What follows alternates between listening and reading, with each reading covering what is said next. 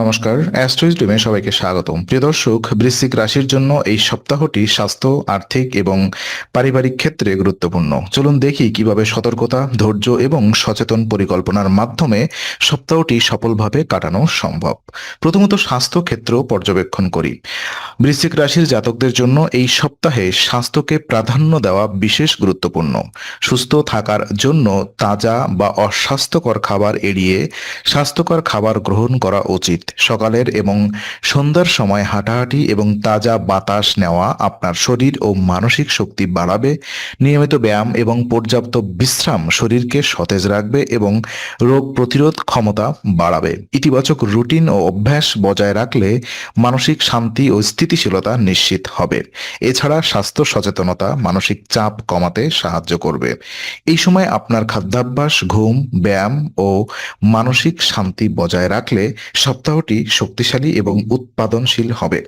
আর আর্থিক দিক পর্যালোচনায় দেখা যায়, আর্থিক দিক থেকে বৃশ্চিক রাশির জাতকদের জন্য এই সপ্তাহটি সতর্কতার প্রয়োজনীয়। আর্থিক সমস্যায় আত্মীয় বা নিকটাত্মীয়ের সাহায্য পাওয়া সম্ভব, যা বিপদের সময় প্রয়োজনীয় সমর্থন দেবে। তবে আর্থিক সিদ্ধান্ত নেওয়ার আগে সতর্ক থাকা জরুরি, বিশেষ করে ঝুঁকিপূর্ণ ব্যবসায় বা আইনি নথিতে স্বাক্ষর দেওয়ার ক্ষেত্রে।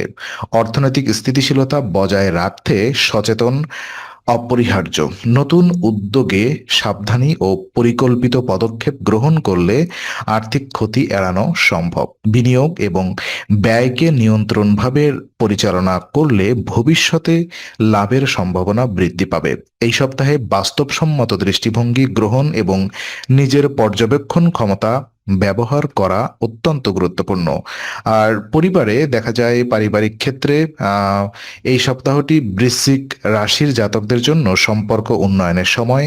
আত্মীয় ও বন্ধুদের সঙ্গে খোলামেলা এবং সমঝোতামূলক যোগাযোগ সম্পর্ক দৃঢ় করতে সহায়ক হবে। তবে দূরবর্তী আত্মীয় থেকে দুঃসংবাদ আসার সম্ভাবনা রয়েছে, যা কিছুটা উদ্বেগ তৈরি করতে পারে। বাবা মায়ের সঙ্গে মানসিক চাপ বা উদ্বিগ্নতার পরিস্থিতি দেখা দিতে পারে। আর এই কারণে পরিবারের কল্যাণ এবং সমঝোতা বজায় রাখা খুব জরুরি। খোলামেলা আলোচনা এবং সহায়ক আচরণ পরিবারের শান্তি, সুখ ও সহযোগিতা বাড়াবে। পারস্পরিক বোঝাপড়া এবং ধৈর্য রাখা এই সপ্তাহে মানসিক শান্তি ও সম্পর্ক উন্নয়ন নিশ্চিত করবে। আর উপায় হিসাবে এই সপ্তাহে মানসিক শান্তি, ইতিবাচক শক্তি এবং পরিবারের কল্যাণ নিশ্চিত করতে প্রতিদিন ভগবান নৃসিংহের পূজা করুন।